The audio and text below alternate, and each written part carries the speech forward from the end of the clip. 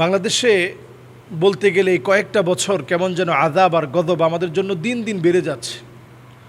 বন্যা ও প্রাকৃতিক দুর্যোগের ব্যাপারে এই সময়ে আমাদের প্রত্যেকের করণীয় কী এবং এই সময় আমরা কিভাবে একে অপরকে সহযোগিতা করব। আসলে এই সময়টাতে খুব কঠিন সময় যায়। আমাদের দেশে যেসব অঞ্চলে পানি বেড়ে যায়, বন্যার্থ মানুষ যে কী কষ্ট পায়, যে সাতকানিয়ার মানুষ সারা পৃথিবীতে, বিশেষ করে পৃথিবীর বিভিন্ন প্রান্তে তো আছেই, মিডল ইস্টের দেশগুলোতে আপনি গিয়ে দেখবেন সবচেয়ে বেশি তারা মেহমানদারি করে, আলেম নেওয়াজ, মানুষকে সহযোগিতায় হাত বাড়িয়ে দেয়। আল্লাহ তাআলা অনেক কিছু দিয়েছেন এই মাটির মধ্যে। তারা আজকে প্রচণ্ড কষ্টে আছে, একটু পানি পর্যন্ত পাচ্ছে না। এত এত পানির ভিড়ে একটু ভালো পানি পাচ্ছে না যে পানিটা পান করবে। প্রিয় ভাইরা, বন্যা আল্লাহর পক্ষ থেকে একটা আযাব। আল্লাহ তাআলা কোরআনুল কারীমের মধ্যে বলছেন, আওয়ালা ইয়ারাউনা আন্নাহুম ইফতানুনা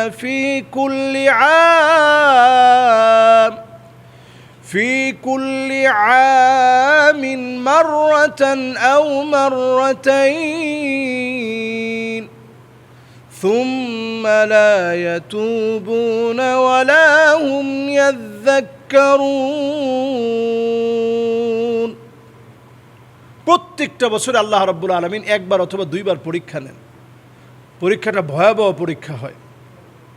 আল্লাহ তাআলা দেখতে চান যে কারা কারা তওবা করে আল্লাহর দিকে ফিরে আসতেছে, কারা কারা একটু আল্লাহর দিকে মাফ চাচ্ছে, কাদের হৃদয়গুলো একটু আল্লাহর দিকে অবনমিত হচ্ছে, একটু নতজানু হয়ে আল্লাহর কাছে চাচ্ছে, কে কে সে। আল্লাহ এটি একটু দেখতে চান। পৃথিবীব্যাপী আবহাওয়ার যে পরিবর্তন, শুধুমাত্র বাংলাদেশে বন্যা না, এই সারা দুনিয়ার ভিতরে এখন রেড অ্যালার্ট জারি হয়ে গেছে। এই পৃথিবীর ভিতরে আবহাওয়ার বড় পরিবর্তন আসতেছে।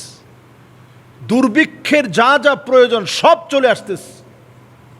আমি মনে করি এবছর বাংলাদেশে এই যে বন্যাটা হচ্ছে আপনারা দেখতেছেন, যদিও ভয়াবহ বন্যা, কিন্তু ওই যে একটা এই পৃথিবীর ভিতরে যে দুর্ভিক্ষ লাগবে, এই দুর্ভিক্ষ থেকে যেন বাংলাদেশ বাঁচতে পারে, এজন্য বন্যার মধ্য দিয়ে মাটির উর্বরতাকে আল্লাহ তাআলা বৃদ্ধি করে দিচ্ছে। আল্লাহ তাআলার পক্ষে সব কিছু কদারাম মাকদুরা, সব আল্লাহ নির্ধারণ করে রাখছেন। তো দুর্ভিক্ষ থেকে আল্লাহ তাআলা বাংলাদেশের মানুষকে বাঁচাতে চায় কেন? আল্লাহ রাব্বুল আলামিন কোরআনুল কারীমের মধ্যে বলছেন, ওয়াত্তাকু ফিতনাতান লা তুসিবান্নাল্লাযীনা যালামু। আল্লাহ তাআলা বলছেন, ওয়াত্তাকু ফিতনাতান লা তুসিবান্নাল্লাযীনা যালামু মিনকুম খাসসাহ। আল্লাহ তাআলা বিশেষভাবে বলছেন, যখন আযাব আসে আযাবকে ভয় করো, কারণ আযাব সবাইকে পাকড়াও করবে।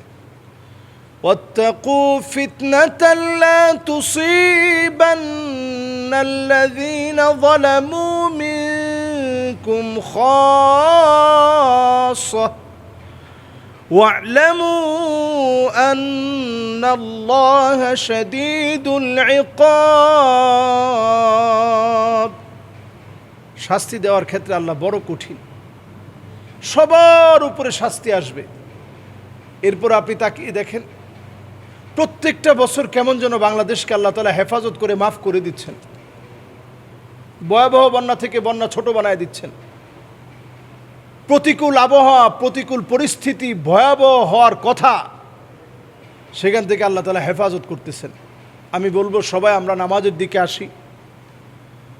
যেটুকুন পানি বাংলাদেশের জলবদ্ধতা সৃষ্টি করেছে, এটা বাংলাদেশের উর্বরতা শক্তি বৃদ্ধি করে আমাদের জন্য যেন কল্যাণ বয়ে আনে। এজন্য একটা দোয়া রাসূল শিখিয়েছেন, আল্লাহুম্মা ইন্নী আউযু বিকা মিন শাররিহা, আল্লাহুম্মা ইন্নী আসআলুকা খায়রাহা ওয়া আউযু বিকা মিন শাররিহা। আল্লাহ এর যে কল্যাণগুলো আছে, আল্লাহ সেই কল্যাণ দান করেন। এই পানির ভিতরে যদি কোনো কল্যাণ থাকে, মাটির উর্বরতা শক্তি বৃদ্ধির কারণ থাকে, আল্লাহ সেটা দান করেন। ওয়া আউযু বিকা মিন শাররিহা, এর যে অকল্যাণ আছে, সেই অকল্যাণ থেকে আল্লাহ আপনি আমাদেরকে হেফাজত করেন। এই দোয়াটা বেশি বেশি করা, বেশি বেশি করা। আমি আজকের এই মুবারক সময়ে সকলকে বলবো যে দেশের জন্য দোয়া করেন, বন্যার্থ মানুষের পাশে দাঁড়ান। সামান্য একটু পানি দিয়ে, একটু খাবার দিয়ে, শুকনো খাবার নিয়ে তাদের পাশে আমরা দাঁড়াতে চাই। বাংলাদেশের সকল ওলামায়ে কেরাম এ বিষয়ে কাজ করে যাচ্ছেন, আমরা কাজ করার চেষ্টা করছি। আপনারা ইনশাআল্লাহ সহযোগী হবেন। আদ-দাল্লু আলাল খাইরি কাফাইলিহি, আপনি সামান্য একটা কিছু দিয়ে, আমি দেখলাম যে সিএনজি দিয়ে সকলে মিলে উঁচু করে একজন প্রেগনেন্ট মহিলাকে ডেলিভারির এই ভয়াবহ সময়ে, কষ্টের সময়ে সবাই মিলে এই সিএনজিটাকে একটুখানি ওই পানির জায়গাটা পার করে দিচ্ছে, সবাই মিলে একটু চেষ্টা করতেছে। এই যে এদ্দুর কাজ আপনি করেছেন, এটা একটা গোটা জাতিকে অ্যাপ্রিসিয়েট করে, গোটা জাতির মেধাকে জাগিয়ে দেয়, এমন একটা কাজ আপনি করলেন। এবং এই কাজটা সওয়াবের কাজ হিসাবে গণ্য হবে। ইন্না মিন আবাররিল বির আইয়ুদখিলা সুরুর ফি কলবি আহাদিকুম, ওই যে একটা মানুষের হৃদয়ের ভিতরে একটু আনন্দ ঢুকিয়ে দিতে পেরেছেন, এটা আপনার দোয়া কবুলের কারণ হবে, আল্লাহর কাছে আপনি দামি হওয়ার কারণ হয়ে যাবে, এবং ওই দিনের সবচেয়ে সওয়াবের কাজ হিসাবে এই কাজটা গণ্য হবে। সুতরাং আমরা আল্লাহ রাব্বুল ইজ্জাতুল জালালের কাছে আমরা পানাহ চাই, আল্লাহ যেন বন্যা থেকে আমাদের এই দেশকে হেফাজত করে, এই জাতিকে আল্লাহ তাআলা যেন হেফাজত করে, আল্লাহ যেন বালা মুসিবত থেকে আমাদেরকে বাঁচায় দেন, আমিন। দেশে আসলে ডেঙ্গু জ্বরের কারণে অনেক মৃত্যুর হার বৃদ্ধি পেয়েছে। আমরা কোনো দোয়া পড়ে আল্লাহর কাছে পানাহ চাইতে পারি কিনা? ডেঙ্গুটা এটা আসলে শুধুমাত্র একটা জ্বর না, বাংলাদেশে এটা প্রতি বছর মহামারীর আকার ধারণ করে। শত শত মানুষ হাজারের কোঠায় চলে যায়, মৃত্যুর হার বাড়তে বাড়তে বাড়তে বাড়তে হাজার হাজার মানুষ কিন্তু ডেঙ্গু জ্বরে মারা যায়। এদেশে অসংখ্য মানুষ একটা মশার কামড় খেয়ে মারা যায়। তাহলে এটা কিন্তু স্বাভাবিক বিষয় না, এটা একটা বাংলাদেশে মহামারী আকার ধারণ করে। বিশেষ করে এই বৃষ্টির সিজনে যখন প্রচণ্ড পানি বেড়ে যায়, জলাবদ্ধতা তৈরি হয়, চতুর্দিকে যখন বিভিন্ন অলি গলিতে পানি, ডাবের খোসা, বিভিন্ন বোতল, বিভিন্ন কাঁচ ভাঙা, বিভিন্ন জায়গায় টিনের চালে, বিভিন্ন জায়গায় যখন পানিটা জমে থাকে, ওই জমে থাকা পানির মধ্যে অথবা টায়ার অথবা বিভিন্ন, আমরা দেখি যে বাংলাদেশের অনেক জায়গায় জায়গায় জায়গায় রাস্তা খুঁড়ে রাখছে, রাস্তাটাকে হয়তো একটু নতুন করে সংস্কার করবে, ওই খুঁড়ে রাখা রাস্তার মধ্যে অথবা রাস্তার নির্মাণের কাজে ব্যবহৃত পাইপের ভিতরে একটু পানি জমে, অথবা যে ল্যাকগুলো আছে সেগুলোকে ভালো করে পরিষ্কার পরিচ্ছন্ন না রাখার কারণে এগুলোর ভিতরে পানি জমে, ওইখান থেকে যে মশাটা, ডেঙ্গু মশা, তার কামড়ে ডেঙ্গু জ্বর হয়ে থাকে। তো বাঁচার জন্য আসলে দোয়া আছে কিনা? হ্যাঁ, যদি এটা মহামারী আকার ধারণ করে, এই ক্ষেত্রে আমরা দোয়া হিসেবে আল্লাহর কাছে পানাহ চাইতে পারি। আল্লাহর কাছে আমরা যেই দোয়াটা করোনাকালীন সময়ে পড়েছি, আল্লাহুম্মা ইন্নী আউযু বিকা মিনাল বারাসি ওয়াল জুনুনি ওয়াল জুযামি ওয়া মিন সাইয়্যিল আসকাম ওয়া মিন সাইয়্যিল আসকাম, বলে এরকম অসংখ্য রোগ যেগুলোর হয়তো ওইরকম প্রতিষেধক নেই, যেগুলো হয়তো সারবে কি সারবে না আমি জানি না, প্লাটিলেট হঠাৎ করে ডাউন হয়ে যাবে, কমে যাবে, শরীরের প্লাটিলেট কমে গিয়ে আপনি একেবারে দুর্বল হয়ে যাবেন, আপনি নিজে জানবেনই না যে আপনি দুর্বল হয়ে যাচ্ছেন, হঠাৎ করে আপনি দুর্বল হয়ে গেলেন। এজন্য ওয়া মিন সাইয়্যিল আসকাম বলে আমরা এ জাতীয় সকল রোগ যেগুলো সচরাচর, যেগুলোর ঔষধ আবিষ্কার হয়নি, যেমন আপনি ডেঙ্গু একজন রোগীকে মানুষ ডাবের পানি দেয়, সাথে হয়তো একটু জ্বর থামানোর জন্য নাপা দেয়, এবং অনেকে পেঁপে পাতার রস করে খায়, অনেকে পেঁপের জুস খায়। পেঁপের দাম এই সময়ে এত বেড়ে যায়, কোনোভাবে ওষুধ দিয়ে, মেডিসিন দিয়ে পেঁপেটা পাকাতে পারলেই মনে হয় লাভ। ডাবের দাম বাড়তে বাড়তে 200 টাকায় চলে যায়, আমরা এত বেশি ব্যবসায়ী হয়ে যাই, অথচ কত মানুষ তাদের সন্তানদেরকে হারিয়ে ফেলে, কত মানুষ তার বাপকে হারিয়ে ফেলে, কত মানুষ বিপদ মুসিবতের মধ্যে পড়ে যায়। এই জন্য এই সময়ে আমরা এই দোয়াটা পড়ার চেষ্টা করব। আল্লাহুম্মা ইন্নী আউযু বিকা মিনাল বারাসি ওয়াল জুনুনি ওয়াল জুযাম ওয়া মিন সাইয়্যিল আসকাম পড়ে আমরা আল্লাহর কাছে পানাহ চাবো। পাশাপাশি আরও একটা দোয়া পড়ব, আল্লাহুম্মা আফিনি ফি বাদানি, আল্লাহ আপনি আমার শরীরটাকে ভালো রাখেন। আল্লাহুম্মা আফিনি ফি সামঈ, আল্লাহ আপনি আমার কানটাকে ভালো রাখেন। আল্লাহুম্মা আফিনি ফি বাসারি, আল্লাহ আপনি আমার চোখটাকে ভালো রাখেন। লা ইলাহা ইল্লা আন্ত, আল্লাহ আপনি ছাড়া কোনো ইলাহ নাই, আল্লাহ আপনি ছাড়া কোনো মাবুদ নাই, আল্লাহ আপনি ছাড়া কোনো উপাস্য নাই, আল্লাহ আপনি ছাড়া চাওয়ার কেউ নাই, আল্লাহ আপনি ছাড়া পাবো এমন কোনো উপাস্য, এমন কোনো মালিক নেই। আল্লাহর কাছে চাওয়ার চেষ্টা করেন। এই দোয়াটা আমরা পড়ার চেষ্টা করব 3 বার করে, ফজরের পরে, মাগরিবের পরে। আল্লাহুম্মা আফিনি ফি বাদানি, আল্লাহুম্মা আফিনি ফি সামঈ, আল্লাহুম্মা আফিনি ফি বাসরি, লা ইলাহা ইল্লা আন্ত, আল্লাহুম্মা আফিনি ফি বাদানি, আল্লাহুম্মা আফিনি ফি সামঈ, আল্লাহুম্মা আফিনি ফি বাসরি, লা ইলাহা ইল্লা আন্ত, আল্লাহুম্মা আফিনি ফি বাদানি, আল্লাহুম্মা আফিনি ফি বাসরি, আল্লাহুম্মা আফিনি ফি সামঈ, এরপরে আল্লাহুম্মা আফিনি ফি বাসরি, লা ইলাহা ইল্লা আন্ত। এখানে তিনটা জিনিসের মধ্য দিয়ে পুরা শরীর সুস্থ রাখার জন্য দোয়া চেয়ে নিলেন। এই দোয়াটা আমরা এই জ্বরের সময়ে, এই ডেঙ্গুর প্রাদুর্ভাবের সময়ে, ডেঙ্গু থেকে বাঁচার জন্য এই দোয়াটা আমরা পড়ব। এবং কেউ যদি ডেঙ্গু জ্বরে আক্রান্ত হয়ে যায়, আপনি দেখার সঙ্গে সঙ্গে পড়বেন আলহামদুলিল্লাহিল্লাযী ফাদ্দালানি আলা কাসীরিম মিম্মান খলাক তাফদীলা। আল্লাহ, তাকে তুমি একটা বিপদের মধ্যে ফেলে দিয়েছো, আল্লাহ এই বিপদে তুমি আমাকে ফেলো না, আল্লাহ এই মুসিবতে আল্লাহ তুমি পরীক্ষা নিও না। এই দোয়া পড়লে ইনশাআল্লাহ আল্লাহ তাআলা আমাকে, আপনাকে, আমাদের সকলকে ইনশাআল্লাহ হেফাজত করবে। টিএসসিতে আমরা দেখেছি যে কোরআনুল করিমকে অবমাননা করে সেটাকে পুরানো হয়। এই জাতীয় দৃশ্য, এই জাতীয় ঘটনা বাংলাদেশে প্রায় প্রায় ঘটে। দ্বিতীয় বৃহত্তর একটা মুসলিম দেশ এই ভূখণ্ড বাংলাদেশে, যেখানে 95% মুসলমানদের বসবাস, সেই দেশের মধ্যে আমরা প্রায় প্রায় দেখি যে কোরআনুল করিমকে অবমাননা করা হয়, তুচ্ছ তাচ্ছিল্য করা হয়, কোরআনুল করিমকে পুড়িয়ে ফেলা হয়, ছিঁড়ে ফেলা হয়। আল্লাহ রাব্বুল আলামিন বলছেন যে ওয়ামাই ইউআযযিম শাআইরাল্লাহ ফাইন্নাহা মিন তাকওয়াল কুলুব। কোরআনুল করিমের কোন একটা নিদর্শনকে আপনি যত বেশি মহাব্বত করবেন, এটা প্রমাণ বহন করে যে আপনি আল্লাহ রাব্বুল আলামিনকে কত বেশি ভালোবাসেন। ওয়ামাই ইউআযযিম শাআইরাল্লাহ ফাইন্নাহা মিন তাকওয়াল কুলুব। যার অন্তরে, হৃদয়ে আল্লাহ রাব্বুল আলামিনের প্রতি অগাধ ভালোবাসা আছে, সে ব্যক্তি আল্লাহ রাব্বুল আলামিনের কোরআনকে ভালোবাসবে। রাষ্ট্রীয়ভাবে সিদ্ধান্ত আসা উচিত, রাষ্ট্রীয়ভাবে এটি আইন হওয়া উচিত বাংলাদেশে। মুসলমানদের দিকে তাকিয়ে এই আইনটা, প্রত্যেকের এই আইনটা চাওয়া উচিত। মান বাদ্দালা দীনাহু ফাকতুলুহ।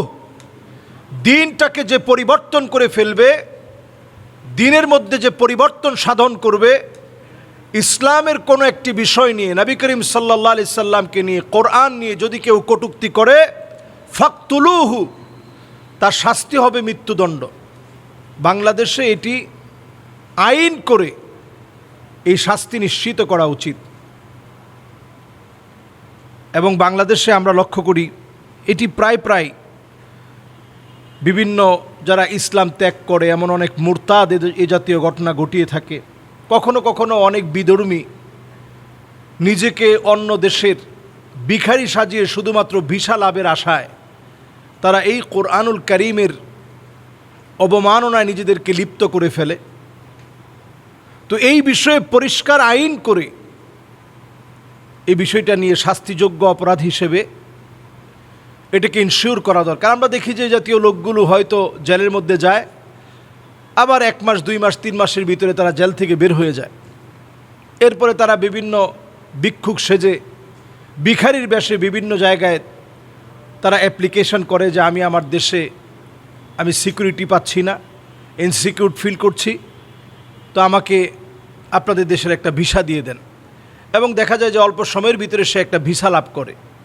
এই ভিসা লাভ করার মধ্য দিয়ে সে চূড়ান্তভাবে স্বাধীনতার কথা বলে, মুক্ত চিন্তার কথা বলে সে ইসলামের বিরুদ্ধে শুধু বিরুদ্ধাচরণ করে।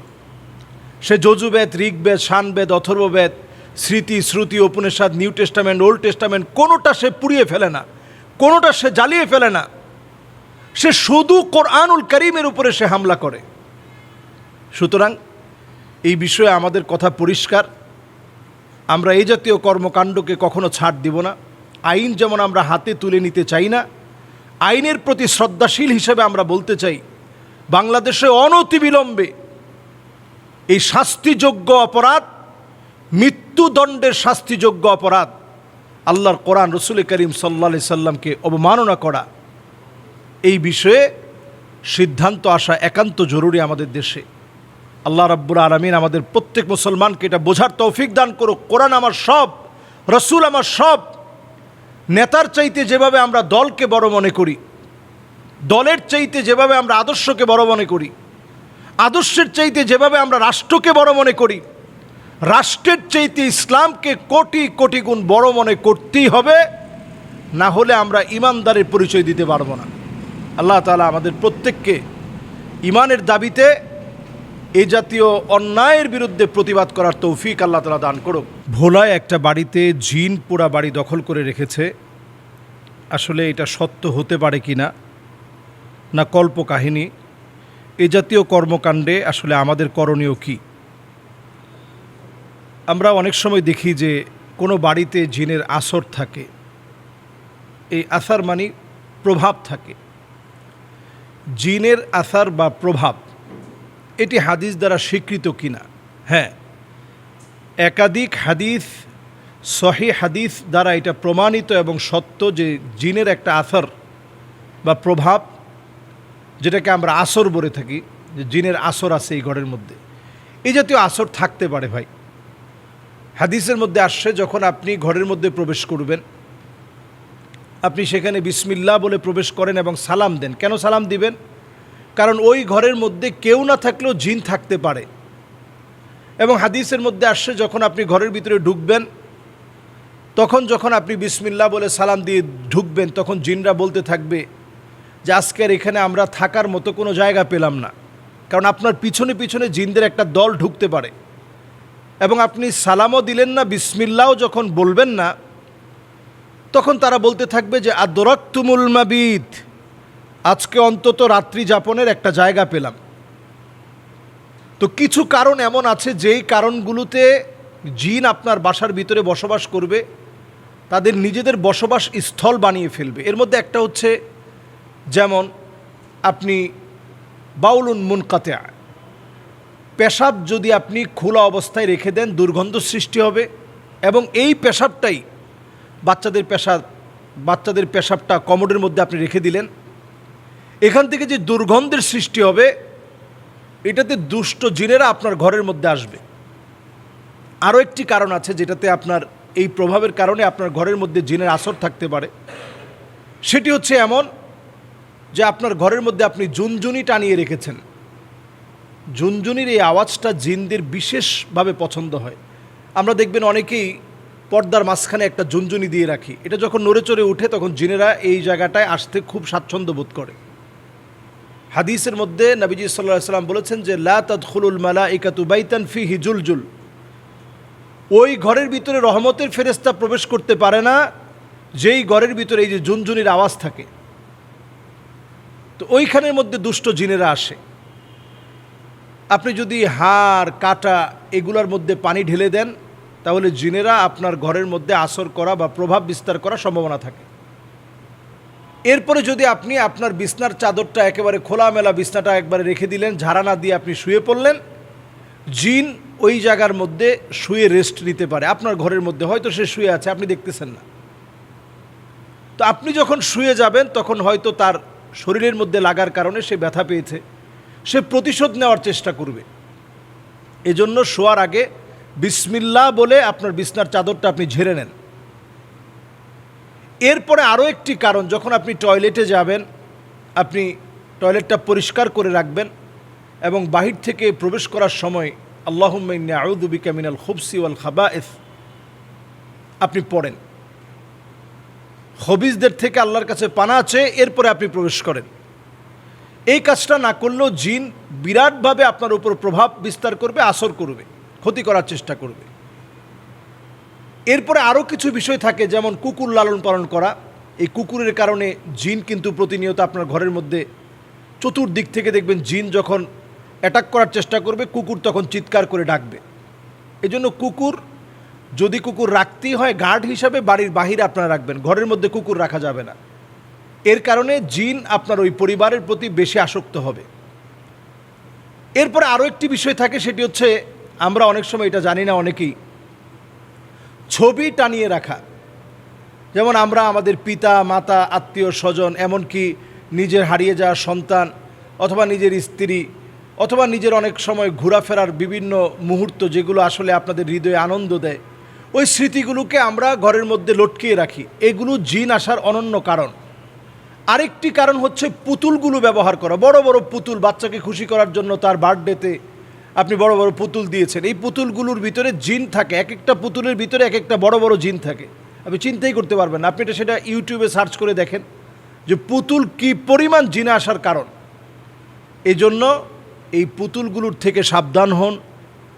পুতুল যেগুলো আছে সেগুলোর আকৃতিকে এই চোখগুলাকে নষ্ট করে দেন। চোখগুলার উপরে যদি একান্ত বাচ্চা পুতুল ছাড়া থাকবেই না, এবং বয়স একেবারে 2 বছর 3 বছর, এই বয়সের বাচ্চারা, বিশেষ করে মেয়ে বাচ্চারা, পুতুল তারা লাগবেই, তাদের পুতুল ছাড়া হচ্ছে না।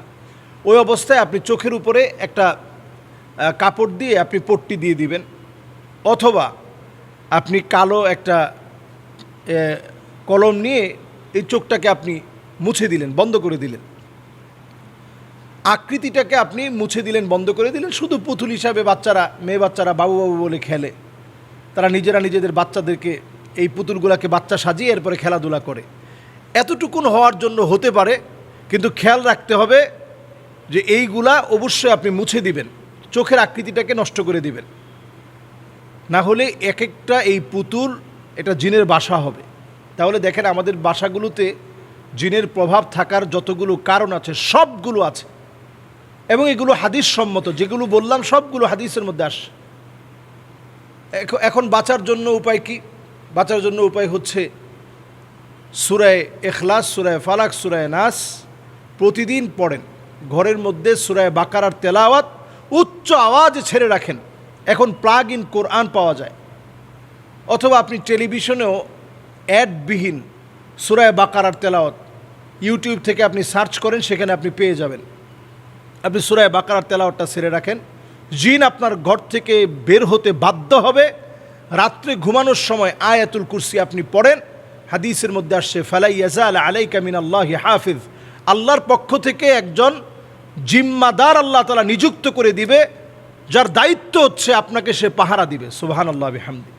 সুতরাং এই বালা মুসিবত থেকে বাঁচার জন্য যে আমলগুলো বললাম, এই আমলগুলো আমরা করার চেষ্টা করি, এবং এই পরিবারকে আমরা বলবো যে আপনারা এই আমলগুলো করেন ইনশাআল্লাহ। যেটা বলা হচ্ছে বাথরুমে যাওয়ার পরে ভয় দেখানো হচ্ছে, ঘরের ভিতরে সব ভাঙচুর হয়ে যাচ্ছে এরকম, এবং প্রচণ্ড ভয় ভীতি, সব জায়গায় মনে হচ্ছে জিনের দখলে, এগুলো সব ইনশাআল্লাহ শেষ হয়ে যাবে। আল্লাহ আমাদেরকে বোঝার তৌফিক দান করুক। যে বাংলাদেশের মুসলিমরা এই কথা বলছে যে মেসি নাকি মুসা নবী হয়ে ফিরে এসেছে, মাআদাল্লাহ।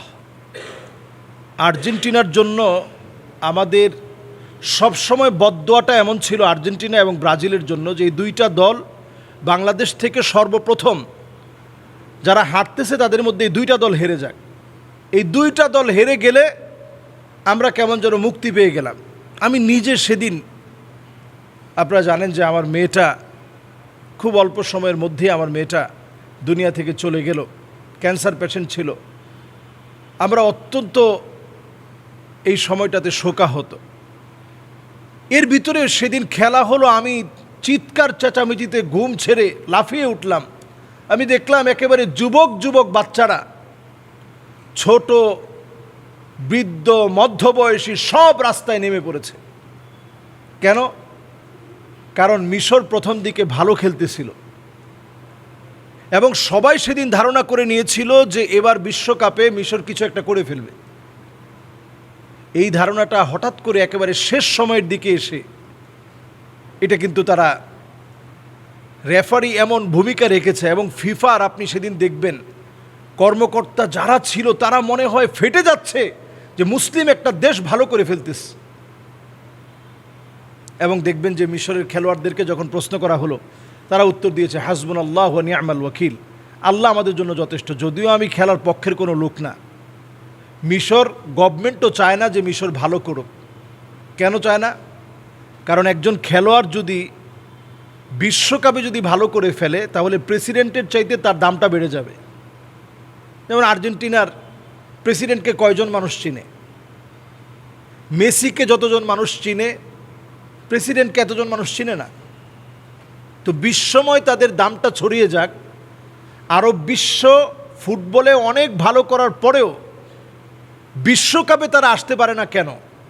কারণ এটা রাষ্ট্রীয়ভাবেই চায় না যে তারা খুব বেশি ভালো করুক, মুসলমানরা অন্তত একবার বিশ্বকাপ জিতে নেক, এটা চায় না।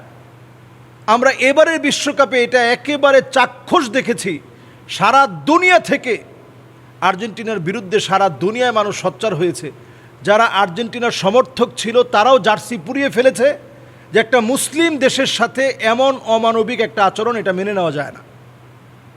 তো সেই দৃষ্টিকোণ থেকে আমি যদি পক্ষে নাও বলি, অন্তত এটা তো আমার বলা উচিত যে মিশরের মতো একটা দেশকে তারা সুকৌশলে তারা হারিয়ে দিয়েছে, কৌশল করে তারা মিশরকে জিততে দেয়নি। এরপরে আসুন, এটা নিয়ে যখন প্রশ্ন আসছে তখন বাঙালি একজন বলতেছে যে মেসি মুসা হয়ে আসছে। মাআযাল্লাহ, এই একটা কথা জাহান্নামে যাওয়ার জন্য যথেষ্ট হবে যদি আপনি এটা বিশ্বাস করেন। আবআদু মা বাইনাল মাশরিকি ওয়াল মাগরিব, জাহান্নামের অতল গহ্বরে আপনার জায়গা হয়ে যাবে এই একটা কথা যদি আপনি বিশ্বাস করে ফেলেন যে মুসা মেসি হয়ে আসছে। কোথায় মেসি? যার চরিত্রের কোনো ঠিক নাই, যার বিবাহের কোনো ঠিক নাই, যার চরিত্র বলতে কিছুই নেই, যে নিজে ইলুমিনাতির সদস্য, হাতের ভিতরে এক চোখের ট্যাটো, এবং সব সময় যে ফ্রিমেশনকে প্রমোট করে আসছে, সেই লোককে আপনি তুলনা করলেন মুসা আলাইহিস সালামের সাথে। ফেরাউনকে যেভাবে হারিয়েছে ঠিক তেমনি সেই দিন মিশরকে এরকম মেসি হারিয়ে দিয়েছে। মাআযাল্লাহ। মুসলমানদেরকে বলবো, যারা মুসলিম দেশগুলোর পতাকা, যদি কেউ সৌদি আরবের পতাকা বাসার মধ্যে লটকায়, অন্তত কালেমার খাতিরে আল্লাহ মাফ করতে পারে। আর্জেন্টিনা আর ব্রাজিলের পতাকা যদি আপনি মহব্বত নিয়ে, দিলের টানে, ভালোবাসার টানে আপনি 1 টাকা খরচ করে যদি এই পতাকা টানান, আপনি লিখে রাখেন এর জন্য আপনার আগুনে জ্বলতে হবে, এর জন্য আপনার এই টাকার জবাব আল্লাহর কাছে দেওয়া লাগবে। কেন তুমি অমুসলিমদের ওই পতাকা সেদিন তুমি টানিয়েছিলে?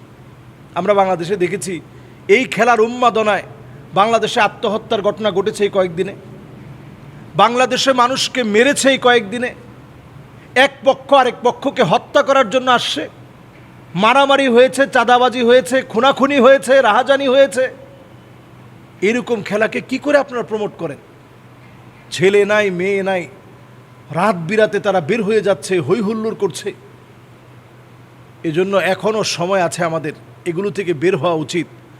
বাংলাদেশের জলাবদ্ধতায় যে বন্যা কবলিত এলাকাগুলো পানির নিচে পড়ে আছে, একটু তাকিয়ে দেখেন। আমাদের মতো স্বাভাবিক জীবন ছিল, আজকে কয়েকটা দিন ধরে তাদের চুলার মধ্যে কোনো আগুন নাই, রাত হলে অন্ধকার নেমে আসছে, সেখানে কারেন্ট তারা পাচ্ছে না, রাস্তাঘাটগুলো সব বিচ্ছিন্ন হয়ে যাচ্ছে। এই অবস্থার মধ্যে আপনি এই খেলার উন্মাদনায় কি করে নিজেকে আপনি মাতাল বানিয়ে ফেলবেন? আল্লাহর কাছে আমরা পানা চাই এই উন্মাদনা থেকে দ্রুত যেন আল্লাহ তাআলা আমাদেরকে মুক্তি দান করে। যে নামাজরত অবস্থায় মাথায় খারাপ চিন্তা আসলে করণীয় কি?